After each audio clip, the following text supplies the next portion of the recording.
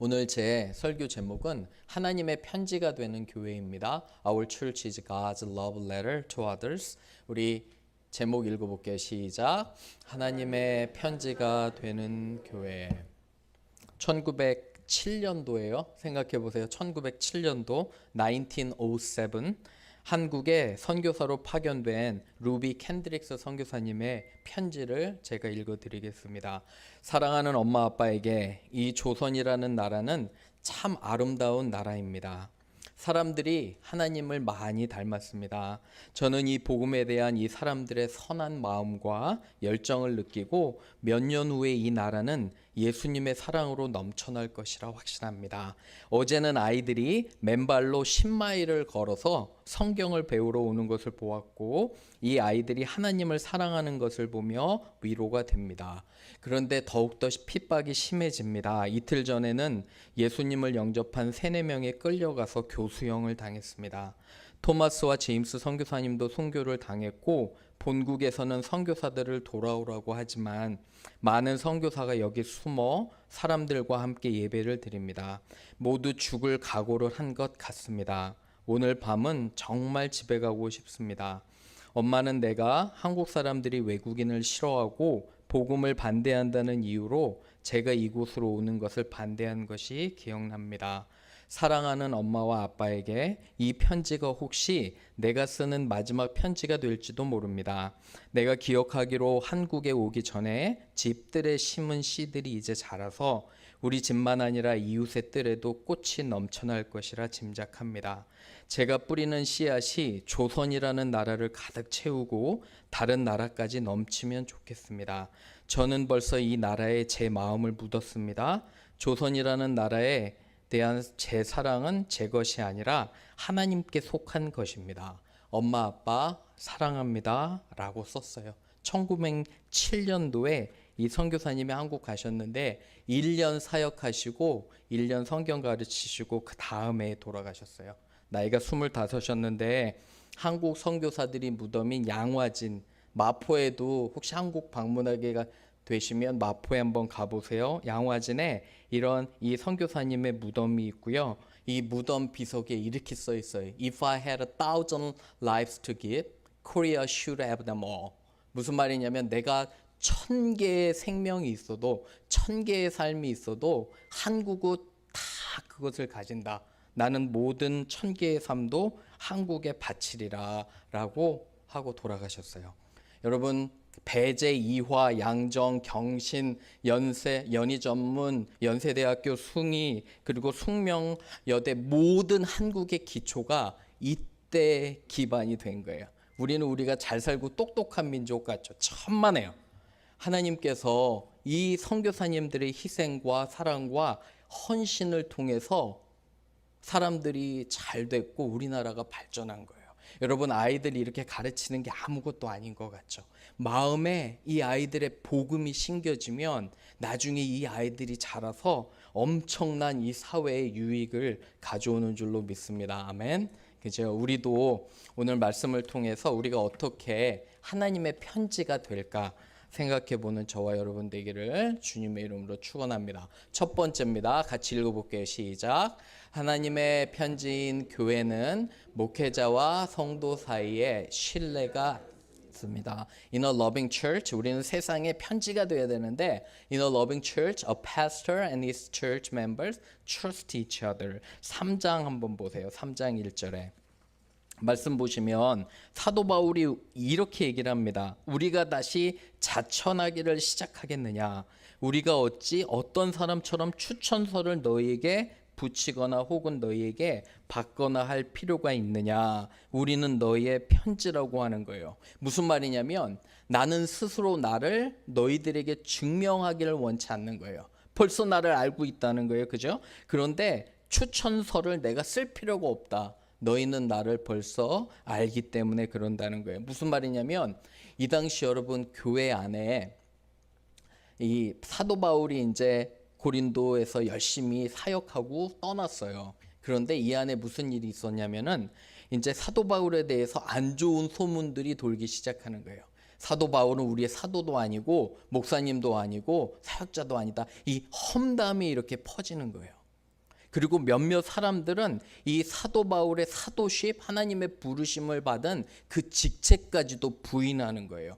교회 안에 불신이 나오게 되고요. 목회자와 성도들 사이에 불신이 시작되게 된 게 뭐냐면 이 험담이나 안 좋은 말로 시작을 하는 거예요. 그러니까 사도 바울은 경고하면서 내가 너희와 같이 사역하지 않았냐 벌써.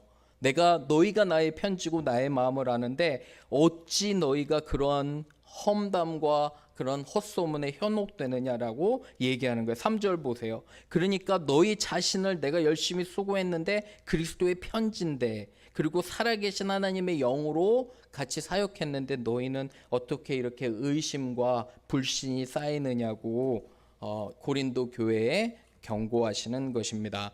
여러분, 우리 교회는 서로 믿는 교회가 되기를 주님의 이름으로 축원합니다. 아멘. 그죠? 여러분과 저는 이 안에 신뢰와 서로 먼저의 믿음이 있어야 되는 거예요. 그런데 잘못된 소문과 또한 이런 위험한 생각들과 말들이 퍼지게 되는 것을 보게 됩니다. 여러분, 우리 안에 특별히 이제 저와 여러분 사이에도 그렇고 한번 생각해 보세요. 여러분 가정에서도 남편과 아내를 믿으시나요? 여러분들은 남편과 아내를 믿으시나요? 아니면 도저히 믿기 힘들다고 생각하시나요? 여러분 잘 생각해 보세요. 믿는 게 아니라 믿어주는 거예요. 비록 실수가 있고 그죠? 연약함이 있어도 잘 생각해 보세요. 서로 믿어주는 거예요. 아이들에게 제일 힘이 되는 말이 뭔지 아세요? 아빠 엄마는 너를 뭐 한다요? 믿는다는 거예요. 끊임없이 의심하고 끊임없이 잔소리하고 끊임없이 너를 못 믿는다고 이야기를 하면 그 아이 마음속에 그렇잖아요. 그죠? 우리 안에도 그런 믿음이 있어야 돼요. 여러분 어떤 사람이 어떤 행동을 할 때 있잖아요. 여러분과 제가 이해 안 될 수도 있어요. 그렇죠? 어떤 분들은 저한테 그래요. 목사님 저는 직관이 뛰어납니다. 그런데 내가 사람을 딱 보면 한눈에 잘 압니다. 천만에요. 여러분 그게 얼마나 위험한 건지 아세요? 여러분의 직관을 믿지 마세요. 왜 그러냐면 하나님께서 그 사람을 향한 그런 앞으로의 비전과 앞으로의 꿈을 모르시잖아요. 그죠? 그래서 서로 믿어줘야 되는 거예요. 우리 옆분한테 한번 얘기해 볼게요. 나는 당신을 믿습니다. 한번 해보세요. I trust you. 그죠? 서로 믿으시는 거 맞죠? 그죠? 서로 믿고 또 위로하는 우리 서로 관계가 되어야 됩니다. 고린도전서 제가 수없이 강의했기 때문에 우리 잘 알 거예요. 한번 읽어볼게요. 시작. 모든 것을 참으며 모든 것을 믿으며 모든 것을 바라며 모든 것을 견디느니라. 중간에 보세요. Always trust. 그죠? 서로에 대해서 믿어주는 거예요. 그죠? 그 사람이 비록 부족해도 그죠? 내가 이해가 되지 않아도 믿어주는 거예요. 장발장이라는 소설이 있어요. 들어보셨나요? 빅토르 휴고라는 장발장이라는 소설이 있는데 이 장발장 주인공은 너무도 가난하고 배가 고파서 빵을 하나 훔쳤는데 감옥에 갔어요. 감옥에서 이렇게 그런 시간을 보내고 겨우 나와서 한 신부님 집에 갔어요. 미리엘 신부님이라는 집에 갔는데 잘 대접을 받고 그 밤에 은 쟁반이나 은 도구들을 훔쳐서 달아나요. 경찰한테 잡혀서 다시 신부님 집으로 왔는데 경찰이 물어봐요. 이 장발장인 사람이 신부님 집에 물건을 훔쳐가지 않았냐고 했더니 신부님이 내가 뭐라고 그랬죠? 선물로 준 거라고 했잖아요. 그죠? 그런데 빅토르 휴고가 다른 한 등장인물을 이렇게 나오게 하는데 그 사람이 자베르 경관이에요. 자베르 경관은 끝까지 장발장을 추적해요. 과거의 모든 것을 밝혀내려고 그 죄를.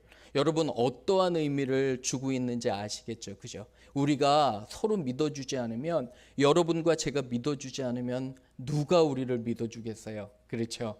여러분 아내와 남편이면 서로 믿어주지 않으면 밖에 누가 믿어주겠어요?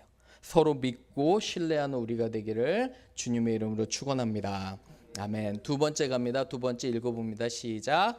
하나님의 편지인 교회는 확신과 만족이 있습니다. 이러한 서로에 대한 믿음이 있으면은요 4절 보세요. 4절. 우리가 그리스도로 말미암아 하나님을 향하여 이 같은 뭐가 있다고 하죠? 확신이 있다고 해요. 5절 읽어봅니다. 시작. 우리가 무슨 일이든지 우리에게서 난 것 같이 스스로 만족할 것이 아니니 우리의 만족은 오직 하나님으로부터 나느니라. 그렇죠. 우리의 삶은 확신과 만족이에요. 하나님을 믿고 따르는 거예요. 그죠?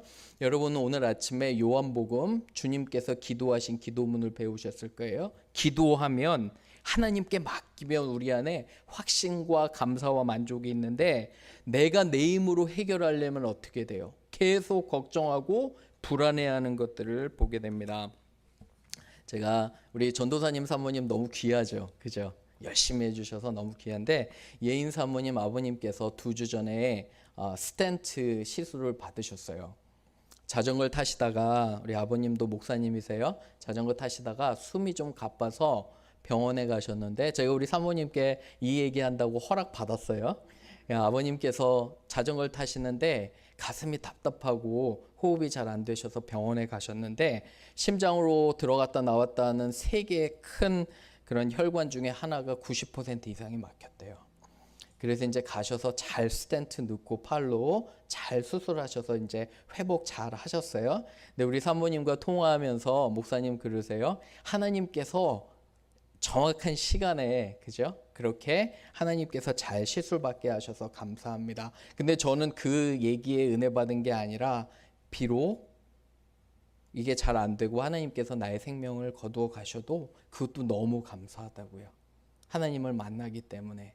그죠? 우리 삶에서 여러분 무엇을 걱정하는지 한번 생각해 보세요. 여러분 무엇을 걱정하십니까? 걱정 안 하셔도 돼요. 왜 그러냐면 하나님 아버지가 우리의 아버지이기 때문입니다. 아멘. 여러분 그러한 믿음이 있으신가요? 열심히 이 땅에서 우리의 삶을 살다가요. 하나님 부르시면 가면 되잖아요. 맞아요, 안 맞아요? 그죠? 우리가 이 땅에 남겨진 건 여러분 우리가 향락과 쾌락을 위해서 하나님 남겨주신 게 아니에요. 이 땅에 우리가 할 그런 하나님의 귀한 소명이 있기 때문에 그래요. 여러분 세상을 살아갈 때 열심히 사람들 사랑하는 거예요. 구제하고 봉사하고 복음 전하고 그러다가 하나님 부르시면은 가면 되잖아요. 그죠? 뭘 걱정하고 뭐를 근심하십니까? 하나님이 여러분과 함께 하시는데요. 이사야서 43장 1절 읽어봅니다. 시작. 야곱아 너를 창조하신 여호와께서 이제 말씀하시느니라. 이스라엘아 너를 조성하신 자가 이제 말씀하시느니라. 너는 두려워 말라. 내가 너를 구속하였고 내가 너를 지명하여 불렀나니 너는 내 것이라. But O Jacob, listen to the Lord who created you. O Israel, the one who formed you. You said, do not be afraid, for I have ransomed you. I have called you by name. You are mine. 하나님께서 우리를 향해서 너는 내 것이라고 말씀하시는 거예요. 여러분의 생명은 여러분과 제가 주관하는 것이 아니라 온전히 하나님의 손에 달려 있어요. 그런데 우리는 계속 걱정해요. 어떻게 먹고 어떻게 살까? 여러분 생각해 보세요. 여태까지 여러분을 인도하신 분이 누구예요? 하나님이시잖아요. 그렇죠? 굶지 않으셨잖아요. 여태까지 인도하신 하나님이 우리를 앞으로 인도하실 것도 믿습니다. 아멘. 이런 은혜가 함께하기를 주님의 이름으로 축원합니다. 마지막 3번째 갑니다. 읽습니다. 시작. 하나님의 편지인 교회는 영광스러운 직분이 있습니다. In a loving church, church members understand their callings and serve them. 6절 한번 보세요. 3장 6절에 그가 또한 우리를 이 새 언약의 일꾼되기에 만족하게 하셨으니 율법의 조문으로 하지 않으셨다는 거예요. 이건 무슨 말이냐면 10계명인데 10계명으로 하지 않고 새로운 영 예수님의 영으로 했는데 율법 조문은 죽이는 것이요. 무슨 말이냐면 10계명을 통해서 우리는 우리가 죄인임을 알아요. 그죠? 모세를 통해서 받은 건데 그런데 7절에 돌에 써서 새긴 10계명을 2 돌판에 주셨잖아요. 돌에 새겨 이렇게 죽게 하는 우리가 죄인이기 때문에 죽어야 돼요. 그런 율법 조항이 아니라 영광의 직분을 주셨는데요. 9절 읽어봅니다. 9절 시작. 정죄의 직분도 영광이 있은즉 의의 직분은 영광이 더욱 넘치리라. 아멘. 여러분과 제가 그리스도를 믿으면 죄 사하고 천국감을 확신합니다. 아멘. 그죠? 율법이 아니에요. 우리는 마치 어두운 종교 생활하는 사람들이 아니라 주님께서 죄에 대해서 자유롭게 하셨기 때문에 예수님을 믿으면 천국 가는 소망이 있기 때문에 이 직분이 영광 넘치는 직분임을 고백합니다. 오늘 좀 이따가 점심 먹을 거예요. 이제 내려가면. 그런데 우리 교회 식당을 잘 장식해 주시는 분이 계세요. 한번 만나면 땡큐 하세요. 그분이 미스 팸이에요. 미스 팻. 죄송합니다. 미스 팻인데 미스 팻의 허즈번이 제리 집사님이에요. 제리 집사님 어제 잠깐 교제를 했는데 밤에 제리 집사님이 수십 년 동안 가끔 막 몸을 떨 때가 있대요. 남편이. 그러면 팻 집사님은 빨리 깨운대요. 이 남편이 왜 몸을 이렇게 막 쉐이킹하고 몸을 막 떠냐면 베트남 전에 1968년도에 참여했는데 그때 총상을 3번 당하셨대요. 어깨를 거의 다 못 쓰게 돼서 어깨 인공관절도 다 넣고요. 뒤에 상처도 많은데 이분이 밤에 잘 때 악몽을 꾸는 거예요. 그때 참전했기 때문에 너무너무도 무서워서 그렇게 하면 빨리 깨운대요, 집사님이. 그래서 일어나라고, 괜찮다고. 이렇게 수십 년을 해오셨어요. 그런데 집사님, 제리 집사님과 가끔 얘기하면 저한테 뭘 하는지 아세요? 목사님, 영어로 물론 하겠죠. 저는 우리 가정이 있으면 내가 지켜야 돼요. 어떻게 베트남전 참여하셨냐고 여쭤보면 우리 가정이 있으면 내가 지켜야 되고 내가 좋은 차가 있으면 내가 관리해야 돼요. 내가 사랑하는 교회가 있으면 내가 책임져야 되고 내가 사랑하는 나라가 있으면 이 나라를 위해서 내가 무엇인가를 해야 돼요. 그런 마음으로 갔대요. 가실 때 그 작은 그 남부에 있는 베트남이라는 나라는 몰랐지만 공산화되지 않도록 민주적으로 사람들이 자유롭게 살아가도록 이분이 그러한 꿈을 품고 가셔서 2년 거기서 하시다가 부상으로 돌아오셨대요. 3번째 총상을 당하고 끝까지 싸우겠다고 나는 동료들이랑 계속 우기다가 자기 위에 장교한테 무조건 본국으로 송환이 됐대요. 3번 총상에 맞았기 때문에. 여러분, 하물며 이러한 분들도 나라를 지키는 소명이 있잖아요. 여러분과 저는 하나님의 자녀고 복음을 맡은 자예요. 얼마나 귀한지 몰라요. 이 영광스러운 그런 calling, 소명을 지키시기를 바랍니다.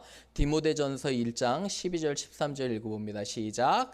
나를 능하게 하신 그리스도 예수 우리 주께 내가 감사함은 나를 충성되이 여겨 내게 직분을 맡기심이니 내가 전에는 비방자요 박해자요 폭행자였으나 도리어 긍휼을 입은 것은 내가 믿지 아니할 때에 알지 못하고 행하였습니다. 아멘. 그죠? 하나님께서 우리를 귀한 사역자로, 동역자로, 그리스도의 향기로 오늘 보면 하나님의 편지로 부르셨어요.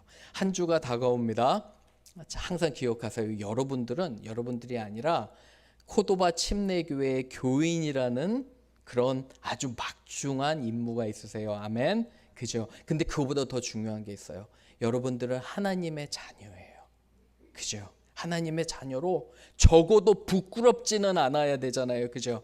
저는 저희 아들이 어디 가서 적어도 아빠가 부끄럽지 않았으면 좋겠어요. 예수님도 여러분들이 부끄러우면 안 되잖아요. 그죠? 아멘. 한 주 동안 살아가면서 부끄럽지 않은 당당하고 멋있지만 겸손하고 하나님 사랑하는 저와 여러분 되기를 주님의 이름으로 축원합니다. 아멘.